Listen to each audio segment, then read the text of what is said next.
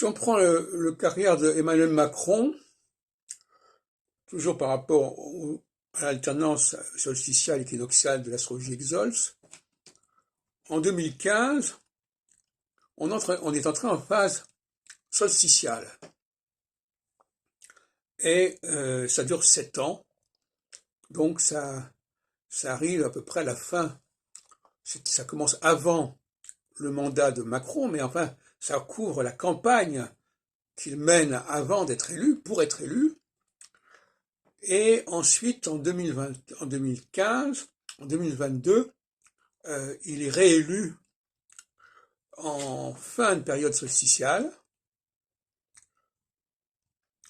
Et nous entrons, dans les semaines qui viennent, d'ici 2 mois, même pas, dans une phase équinoxiale.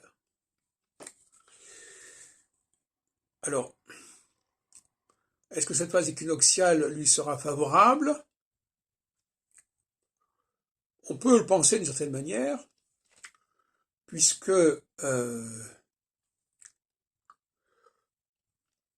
la phase équinoxiale apporte une consécration à la phase solsticiale, du moins en toute logique, naturellement. Mais ça implique une approche très systémique de sa part, d'où l'importance qu'il accorde à la résolution du problème des retraites, qui est une question fondamentale, par-delà les différents clivages, les différentes différences qui sont typiquement solsticiales.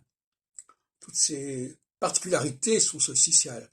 Et l'équinoxialité veut les effacer, ces différences et clivages. Au niveau européen aussi, il a un tempérament qui me paraît assez équinoxial, Macron, de manière générale. Et il n'est pas si à son aise que cela dans la mouvance solsticiale.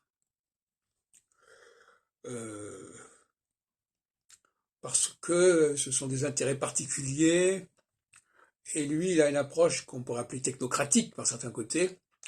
Il essaye de simplifier, de rationaliser tout cela, de baliser tout cela, de balayer tout cela éventuellement, et donc ça correspond bien à un tempérament équinoxial.